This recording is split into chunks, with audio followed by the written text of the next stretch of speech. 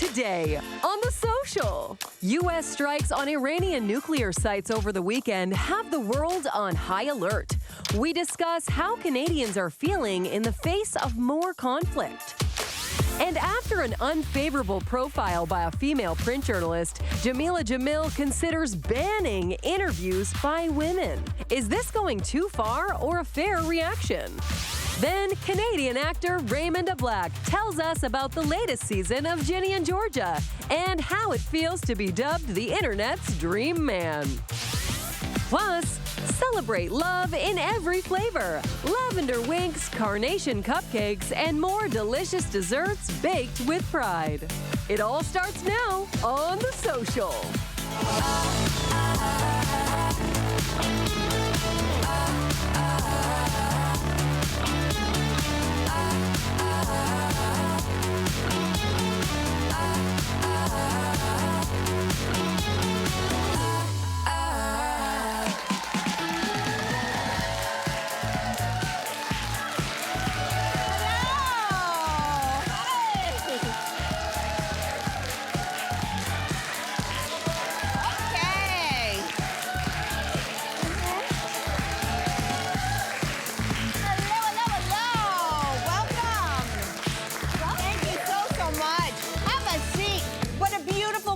Monday. Thank you so much for being here at The Social. Well, listen, we cannot start the show without talking about what the world is talking about, which is sadly more heavy news.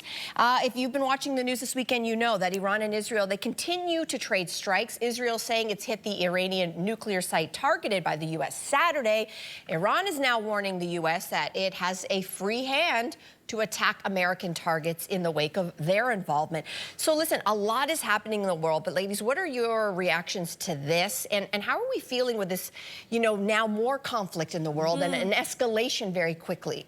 I mean, I feel like maybe I shared this with other people here. It's like I feel helpless, like just completely helpless to these big decisions. It feels like a lot of very unhinged men are running the planet right now. So I'm also a bit angry about that. That part. You know? That part. And I think the biggest victims inevitably in all of these conflicts are innocent men, women, and children who have nothing to do with any of this. And that makes me really, really mad. I am glad that Carney has put out the word that of de-escalation is the interest and also has been really, really trying to separate us from the United States. But like all wars, all I see is the potential for a revolving door that just escalates and leaves, you know, tons of people who are dead in its wake. That's what I feel like. No, that's so true. You hit on something when you said unhinged men. I think that's sort of helps explain how I feel, which is I feel like I'm acknowledging the seriousness of the situation, but I'm not panicking. And bear with me. Interesting. Only because unhinged men, like you're saying, like it feels like they're running or screwing everything up right now. I guess I zoom out and be like, oh, they've been screwing things up since the beginning. Do you know what I mean? And it feels like we're not seeing more war than before in human history. We're just seeing war more, if that makes sense, because of social media, because of the algorithm.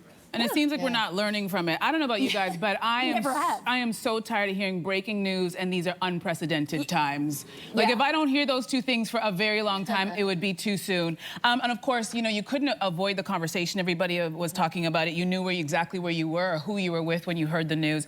But there were two groups actually that were quite quiet. I didn't hear from them, and those are the America First and No New War Trump supporters. I didn't really hear a lot from them, which is interesting. And just if anybody doesn't know, listen, Trump campaigned on no new wars and said he was going to pull the United States out of 2 wars. That's what he said on the first day of his presidency, and now we're 6 months in, and he just launched them into a 3rd war.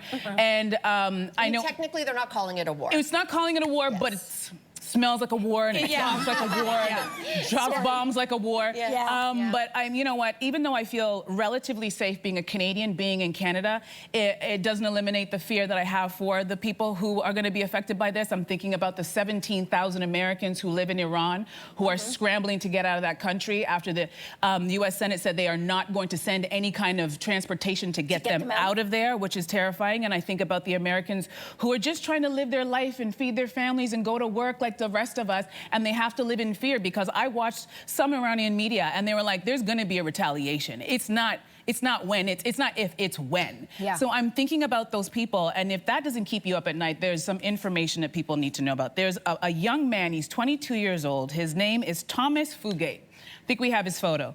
Thomas is the head of terrorism prevention. He was appointed that job by Donald Trump. He has zero experience in the job. God. His resume details his experience in landscaping and grocery clerk. And he is in charge. So these are all the things that, even though as a Canadian I feel safe, I can't not be sick for my American friends and what they're going through and what they're thinking. Can I take back what I said about not panicking? Yeah. Thomas will do that to you, won't he? Okay, I get what you're saying. I mean, you could hang out with my dad. Yeah. And the reason why I bring up my dad is because my father has seen active combat. He was in the Portuguese military. And there's a generational divide because our generation not only has not seen active war, but we have been really lucky because we were born or raised in this country. So right now, even though there's a lot of fear, I think the fear is warranted. Yep. And why is it warranted? Because of the way that Canada is so multicultural. I have Iranian friends, and they are worried about their country, but they are also a generation that wants to see change in their country. How they're going to get to that change, and is it because of the U.S.? That's a whole other question. Yeah. But going back to my father, you know, he takes that long view that if you take a look at the length of human civilization, our history as humans, we are more often in conflict and war than not. What the difference is post-World War II, which saw, you know, tens of millions of people die, we've been a lucky generation. Yes. They call this generation post-World War II, they call it the long peace.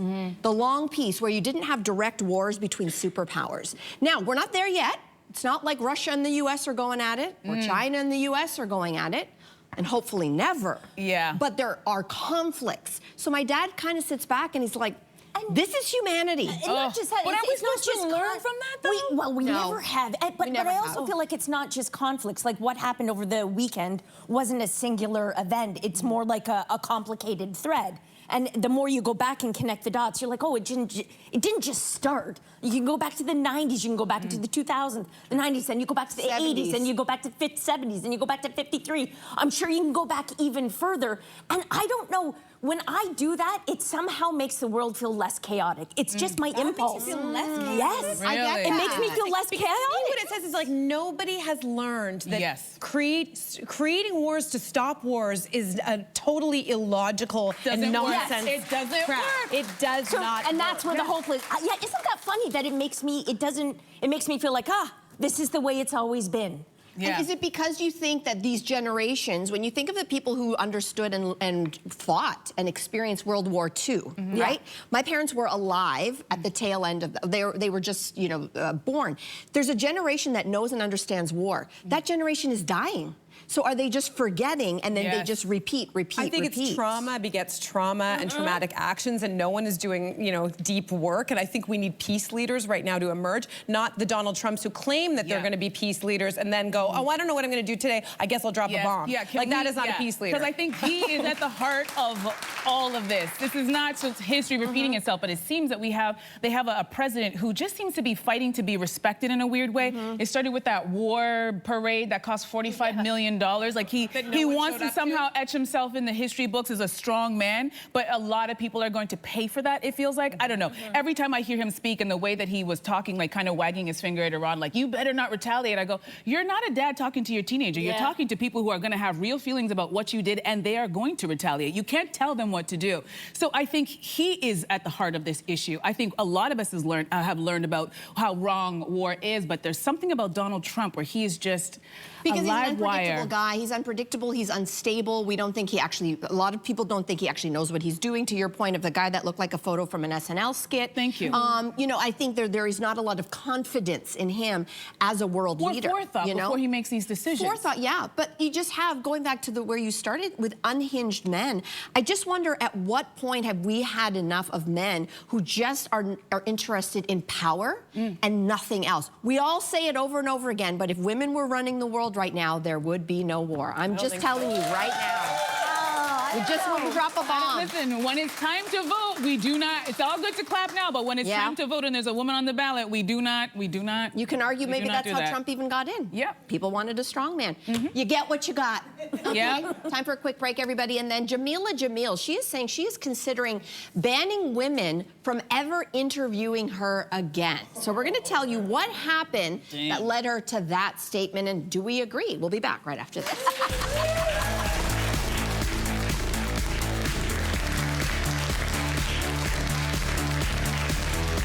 Tomorrow on The Social, packing problems? No sweat.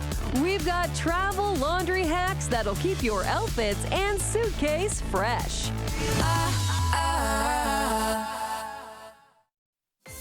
This week on The Social, it's getting steamy. 90s boy band 98 Degrees is here to talk about their return to the spotlight.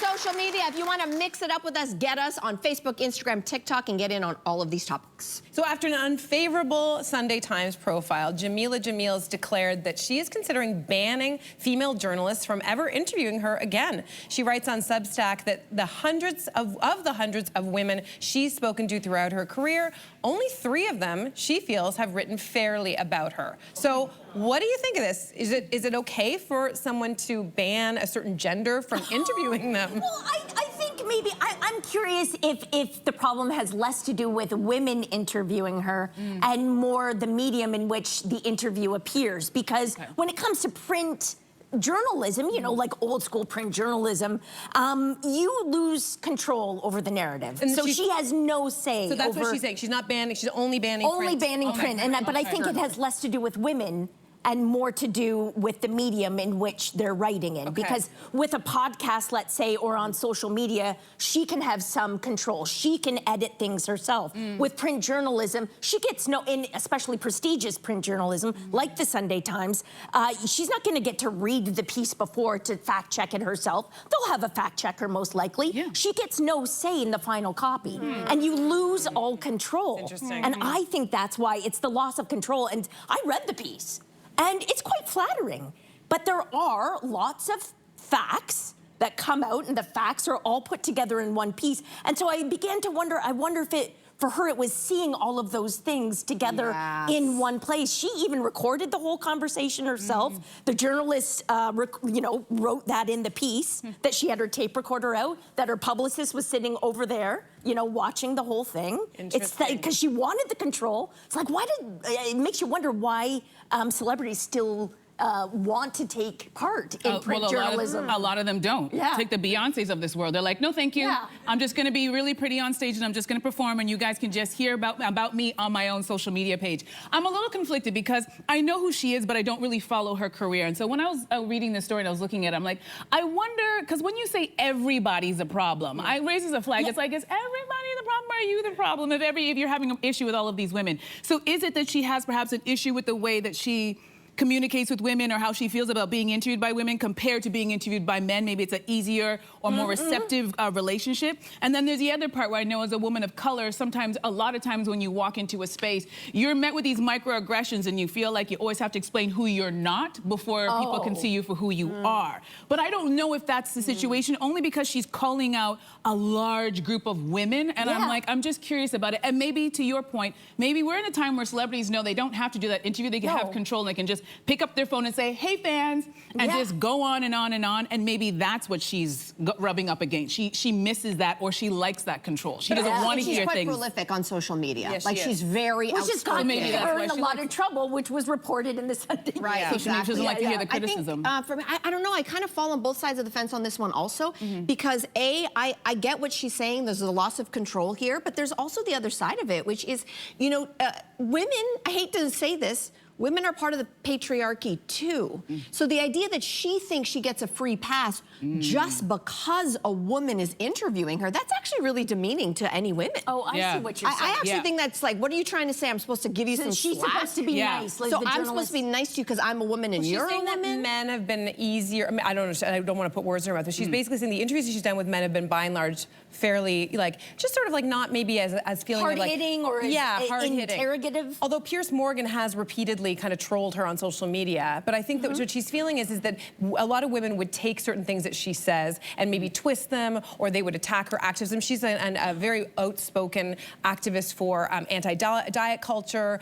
She created I Weigh. I don't know if you know what that is. It's a website, I Weigh, like as in weigh. Okay. And so I think she said a lot of good things. And I just wonder sometimes if it's not about like people micro-analyzing every single aspect of somebody who declares themselves a feminist, to find any kind of evidence that they aren't quite as perfect as they claim to be. And do you think that because it's coming from a female journalist, she's coming through that lens? I wonder if she's extra hurt by it because she feels like she's being attacked by women in a way that what all the work that she's trying to do to help women, and yet she feels like she's being attacked by women. I'm not saying that it's... Oh, that's interesting. I know, but I think that's part I think that's the challenging part, because one could argue that the whole point of them sending a woman to interview her, I don't know who does the assignment editing at the Sunday Times, but if you look at the dynamic between a woman who's challenging a feminist woman and a man who would be assigned to write that article, we have words. If a male wrote this article, he could be labeled potentially a misogynist. Right. Just because of the dynamic that a man is writing anything disparaging about a woman, which of course a man can write something disparaging about a woman, especially in the realm of journalism. So I don't know where I land with her. I think to say banning an entire gender, you're making some big assumptions, but sadly, sometimes it's your own community that, yes, can take you down the worst. There is that. It'd be your own people. It'd be your own people, but also, you also can't say that all female journalists have bias. So I don't know where I land with it either. I don't know. Here's where we're gonna land. We're gonna switch topics, and this one's a doozy. Okay. Up next, Costco's announced a new perk for executive members. They'll have exclusive access to the store for 1 hour before everyone else. So that is thinking, what retail perk would you pay more for? Not that one. You wouldn't? No, why? You don't need to go to a big box place. No, it's not even that. I'm an early shopper because I don't like the crowds and I want to avoid traffic. So I'm the person who's like, what time does the store open? And I will be there on the dot so I can get in and get out. But now you wouldn't be allowed in. I know, but no, they're saying that, okay, I can get in there early. No, if I have exclusive access, and I'm assuming that you have to pay a little extra for that, I want members only stuff. I want stuff that nobody else can get. I want you to have special events just for me. Don't tell me I can get in the door and make it sound like it's special. You can't package garbage and just like, this is so good. It's like, you mean I could just get there early? Okay. No, I think that they have to rework this, but I'm sure in the marketing it sounds amazing, but I'm like, I'm not falling for that. I get there early anyway. What do you guys think? You guys Costco members?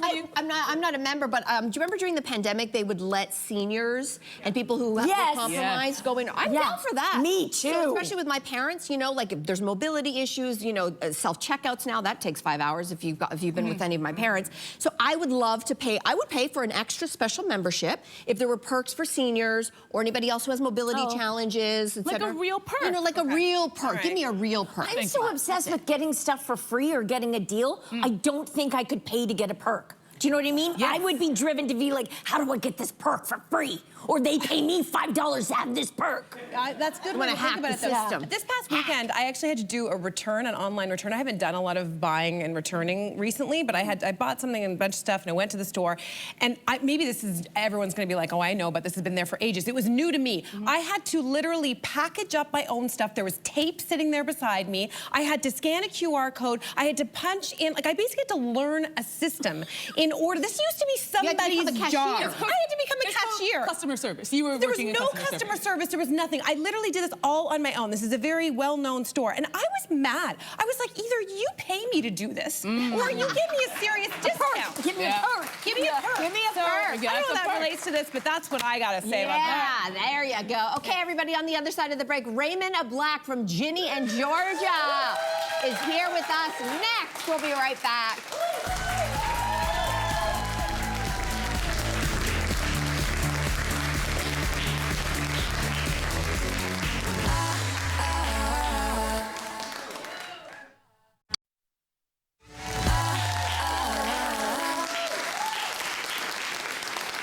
Welcome back, everybody. You know our next guest from his roles on shows like Degrassi, The Next Generation, Narcos, Made, and now he's back as the sensitive and sexy coffee shop owner, Joe, in the latest season of the smash hit, Ginny and Georgia. Take a look. You know, I just came to load up, so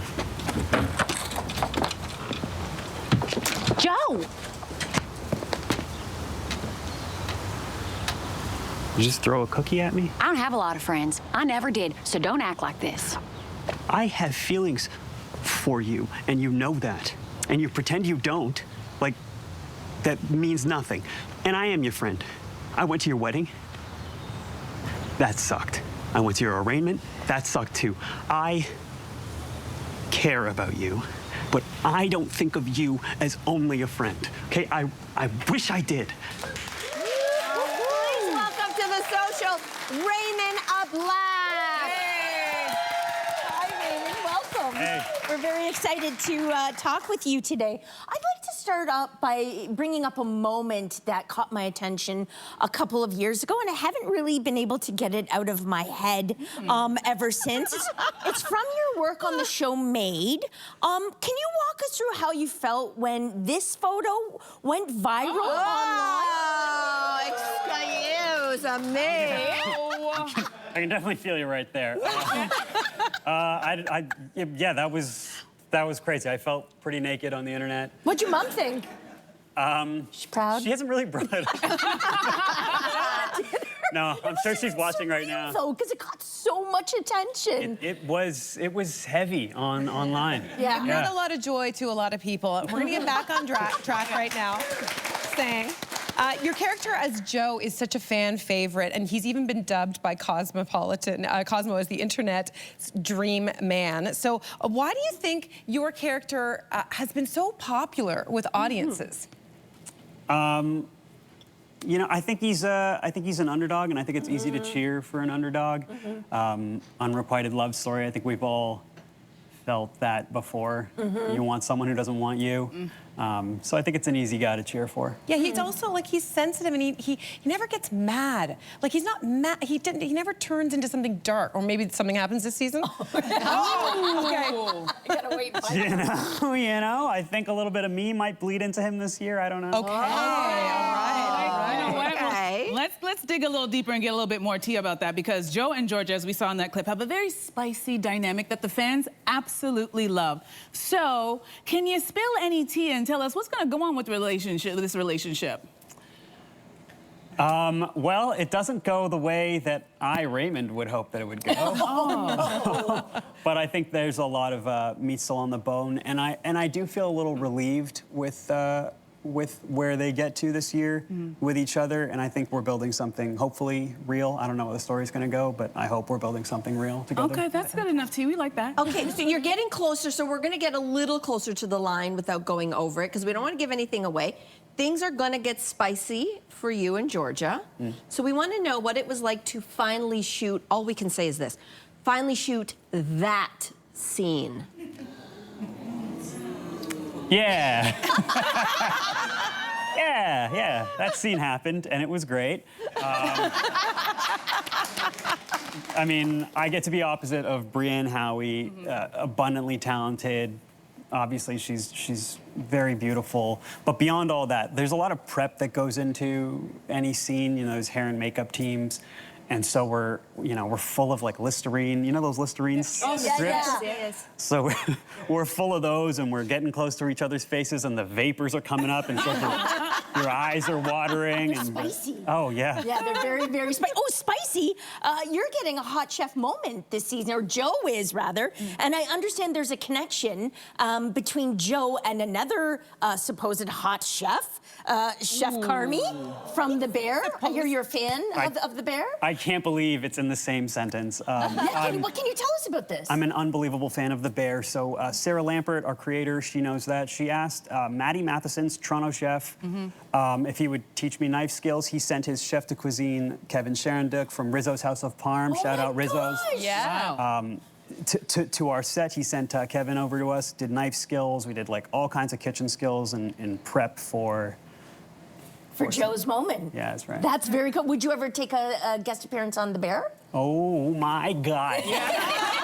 Out there. Yeah. Now that you have your chef skills, right? Listen. There you go. It's method. Put it out there. Put it out there. Okay, what we love about this series is that it tackles so many, humorous issues, but also some really serious ones. In particular, issues that hit home with teens, mental health. They deal with body image, substance abuse, and another show that did this so well is a little Canadian show known as Degrassi that you were also on. Key, do you think that the key to telling stories that resonate with teens at this point in their lives? I think you need to have compassion for the audience that you're serving, and I've been lucky to be, just a small cog in productions where the writers and the producers, those teams really do care about their audience, and I'm just glad to have participated with those people. Well, I have to say, I really like your beard, and I really like Joe's beard. Probably because they're the same beard. It's an incredible beard, and it's in a league of its own. And we wanted to put you to the test to see if you can identify some other incredible beards. So let's see our first clue. Sure. Oh, that's easy. Drizzy Drake. Yeah. Yes. Yeah. Good one. Okay. See the next one. Oh, that's not really a beard. This is It's not a beard. Facial hair. Who is that? You know I this. have. You know what? this This is where he's one. showing his Do I ego. really? You know this Yeah, one. You might be You too do. young. No, I go think back. He famously, Go I think, back. posed on a bearskin rug. Am I getting No, that? that's somebody else. Oh, That's somebody else. Doberman's is security dogs. Doberman's is security dogs Hawaiian in the show. shirts. I wish those clues did anything for me. Tom Selleck. Tom Selleck. Yeah, Magnum PI. Magnum PI. Let's see. Oh yeah.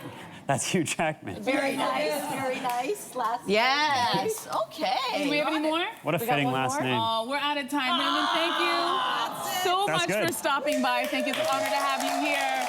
Ginny and Georgia Season 3 is streaming now on Netflix. We'll be right back with sweet treats to celebrate Pride. Stay with us.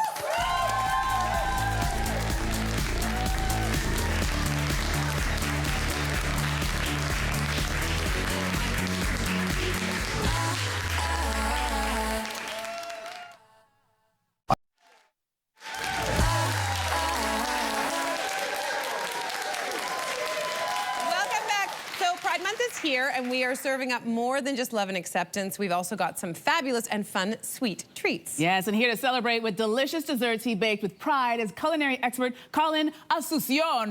Welcome back to the show. Good to see you, my friend. Happy Pride. Happy Pride. Thanks for having me back. And happy Pride back to you. We are so excited to have you here and celebrating with these incredible treats. Can you share a little bit about how being queer is tied to your identity as a baker? Yeah, absolutely. So I think growing up queer, I had a lot of internalized shame about the hobbies that I chose to participate in. So like fashion or musical theater, and then eventually baking. And then as I grew up and really leaned into my queerness, I really started to love everything about myself. And like that includes baking and all the hobbies that I choose. So my message to viewers today is regardless of your gender or your orientation, just do what you love, be you, live your life, don't listen to the haters, and just celebrate you. Yeah, that's great advice. Lean into who you are. Yeah, Don't I be think so. afraid. All right, so first up, we're going to start with a drink that has a very special ingredient, and it's lavender? Yes, I've that's never right. had lavender. I've had it in the bathtub, Right. never in a drink.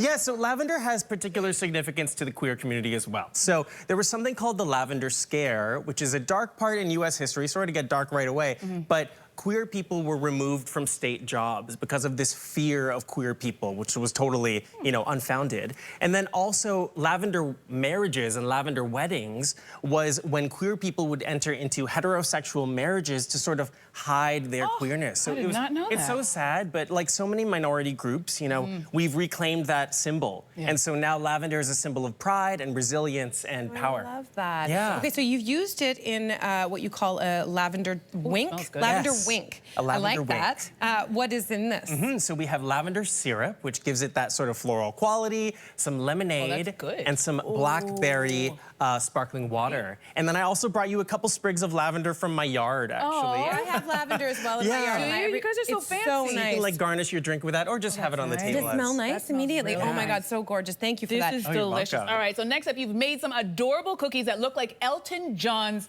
glasses. Yes. I love this. Talk to Yes, us. exactly. So, when I think of Pride, I don't just think of like, you know, the flag and, oh, those look great on you. Adorable.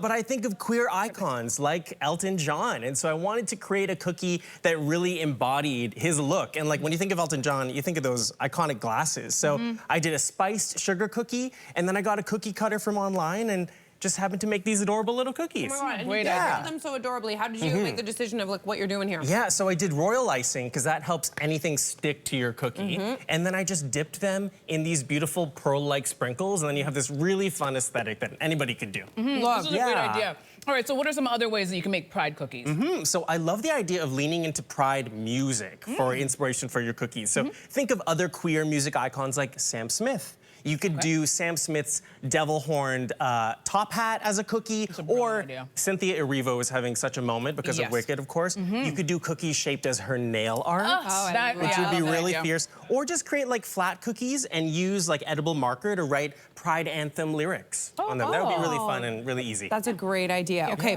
so next up you've brought a strawberry lychee tart. So what's the story behind this dessert? Yes, so again, I wanted to honor queer creators and queer artists, and this tart is inspired by a chef whose name is Frankie Gaw, who I'm a huge fan of, and who just won a James Beard Award, by the way. And Frankie has this recipe for strawberry lychee Pop-Tarts. Oh my gosh. So I wanted to reimagine that into this tart today. Cynthia, have you had it, bite? It is it's too good. It's light, it's fluffy, it's good. amazing. This is dangerous. You eat the whole thing. So how did you make this tart? So we start with a graham cracker crust, which is so easy. You just take graham cracker crumbs and some butter, bake it up, there you go. And then I created a strawberry lychee jam, which is the inspiration from Frankie Gaw, and then some custard, and then some whipped cream that I colored pink just for fun and whimsy. I'm almost done it. Like it's just amazing. Yeah, I was thinking the same thing. How would you customize this? So you could customize a number of the elements. So I would maybe change the cookie for the crust. You could do a chocolate cookie or a speculoos cookie. You could do a lemon mousse instead of the custard. You just don't want to include too many flavors because then you'll lose the lychee. All right, gotcha. All right, so we're moving on to the green carnation cupcakes. Talk to us about this one, Yes, too. so green carnations, another symbol for the queer community, because in the 1890s, history lesson for you, queer men would pin them to their lapels to signify that they are queer. And I think it started with Oscar Wilde. So today we have a green carnation cupcake, which is a green matcha cupcake with a blueberry center, because matcha goes so well with fruit flavors. Okay, before I dive into this, the frosting is made out of something called mock Swiss meringue frosting. Talk to us about that as I dive in. Yeah, so mock Swiss meringue is a cross between American buttercream and Swiss meringue buttercream, but it's easier than Swiss meringue because Swiss meringue, you have to like heat it and use a bain-marie. It's like kind of annoying. But with this, you just sort of whip up icing sugar, pasteurized egg whites and butter, and then you have this beautiful silky frosting. Oh my God, and then this surprise middle with this blueberry punch is so incredible. Okay, next we are ending with this beautiful Pride celebration cake. So gorgeous. Tell us about this. Yes, so you can't have a celebration without a cake. That's what I always say. And oh, I love this reaction. Thanks, everybody. But we've already seen that sort of colorful layered cake where every cake layer is a different color. We didn't do that today because I wanted to do something a little bit different. So I created these rice paper sails to signify the pride flag on top. How did you create those sails? So you take rice paper, which is like the paper you'd use to create like a salad roll or a fresh roll, and then you dip it in dyed water with food coloring, and then you mold it into whatever shape you like and let it dry overnight. And then you have these beautiful decorations for any cake. That is brilliant. I know, we're all like, okay, I'm gonna do it when I get home. All right, so what flavors work well for the batter of a confetti cake? Yeah, so it is confetti because we wanted to include something rainbow. Can we just show people like on the inside? Oh yeah, look at the inside of this cake. Oh, you've got a picture. Yeah. It's cute, right? Yeah, because we still wanted some colorful. Even better. Yeah, something colorful inside. And when you're doing a confetti batter, you don't want flavors that will literally be too dark because then you'll cover up the confetti. Gotcha. So you could do lemon zest, lime zest. That actually adds to the color of the confetti, which is nice. Just anything light. Awesome. Colin, thank you so much for all of these delicious desserts. And happy Pride, everyone. Happy Pride. Everybody. All right, after the break, Cassie Stoney, head coach of the Canadian women's national soccer team, is here. You don't want to miss it. Stay there. Everything's up there.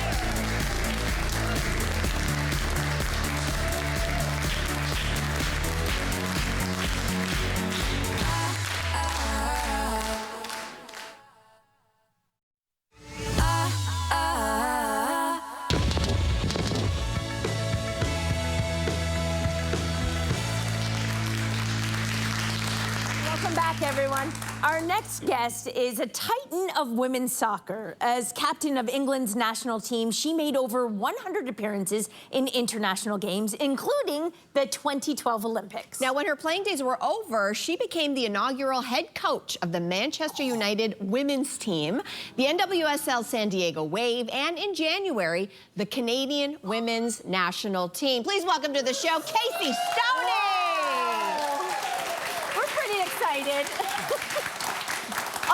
As you can see at home, and you can see this is not how we normally conduct interviews, if you can believe it, but we wanted to make you feel at home because you're almost always sitting on a cooler when you're on the sidelines. That's incredible. So why do you do this? Number one, I want to be close to the pitch. Number two, I don't want to stand up for 90 minutes. And I can't take a chair. So this is a perfect excuse to sit down. This is perfect. That all makes sense. This is very nice. It's quite comfortable, actually. Very comfortable. Yeah, it's really nice. Listen, a few months ago, Casey, you said that you wouldn't likely join a national team, and yet somehow Canada convinced you. So what led you to that decision? Yeah, it was a big decision. Like I said, I wasn't really looking at international football, and it was the culture of the people, the humility of the group that I'd be working with, the talent of the group, and the potential to possibly go to 2027 and try and do something that we haven't done before and win a World Cup. And just to, I think, bring myself into a new country, new culture, embed myself into something new and a new challenge. And to be honest, I'm big on integrity, and I felt like the team needed me at this time. Yeah. Can we talk about Jesse Marsh for a second? He's the captain of the national men's Canadian team. Yeah. And he said that one day the men's team and the women's team would work together, and you were impressed by that. But I'm curious, how would that look?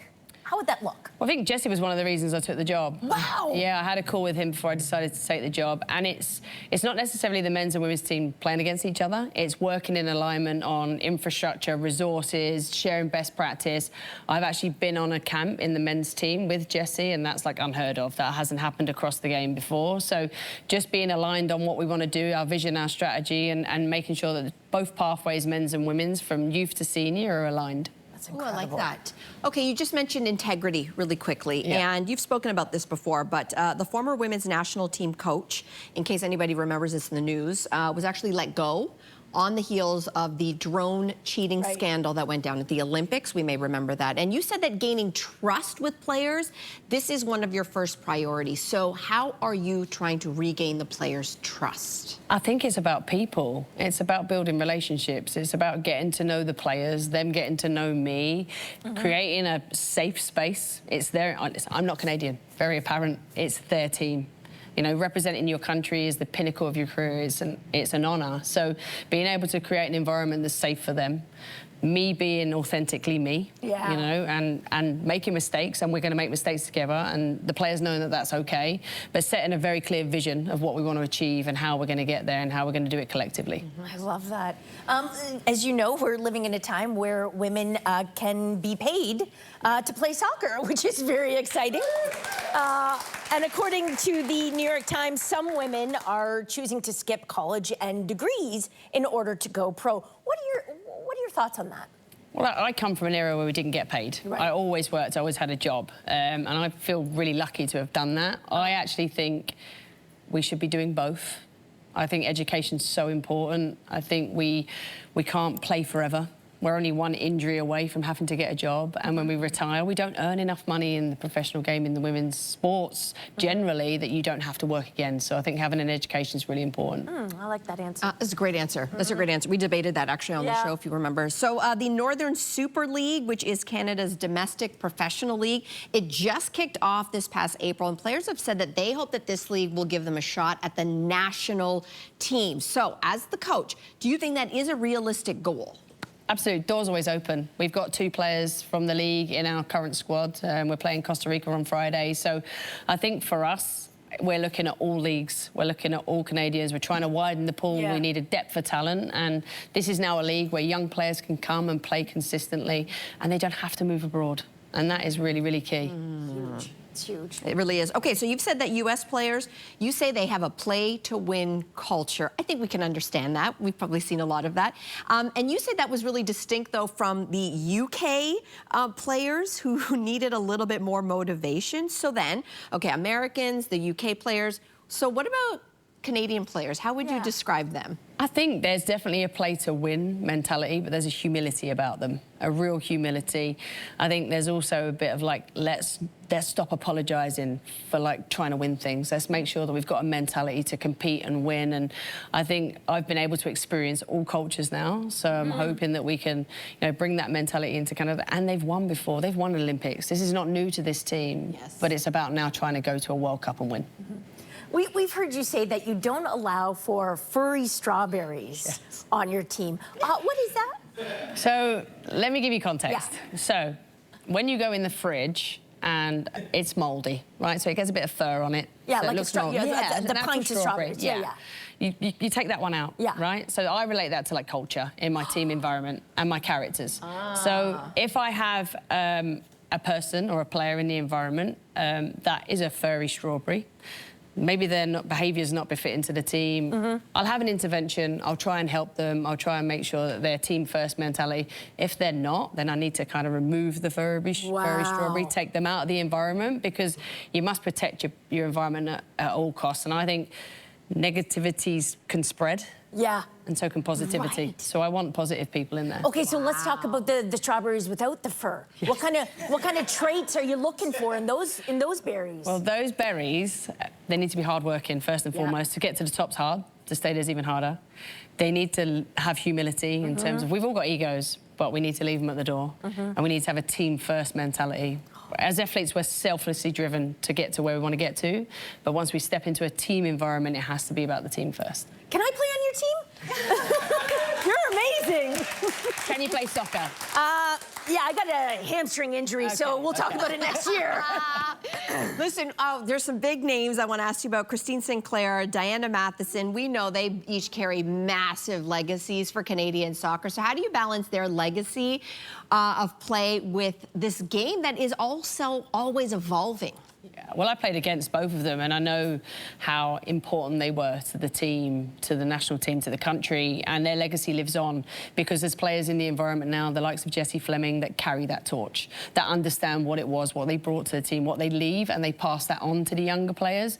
And I think it's about us and myself making sure that environment stays as it was and that they are the fabric of everything that's happened before, because you don't get to where you get to now without the players before you, and it's about remembering that. That's amazing. Casey, thank you so much for joining us today. Also, good luck this Friday. Yes. Thank you. You said Costa Rica? Yes. All right, go Canada. Go Canada. All right, let's take a quick break, everybody. We'll be back right after this.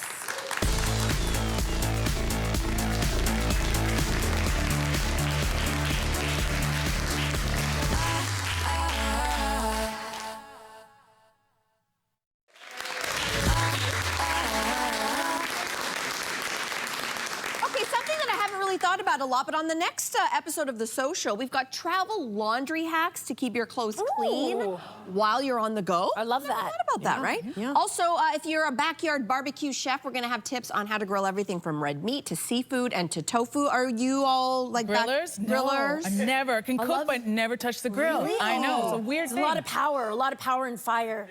Yeah. What? Have you grilled a tofu, though, before? I've never grilled a tofu, and we've been eating more tofu, so I would be very curious. I've never grilled tofu, but I'm interested. I don't even know how you would do that. Yeah, well, we're going to find out on tomorrow's show. I'm going to put my husband onto the show because he is the only one I'm not allowed to. Just like he's not allowed to touch my lawnmower, I'm not allowed to touch the barbecue. Fair. It's fair. It's fair fight, right? I like that.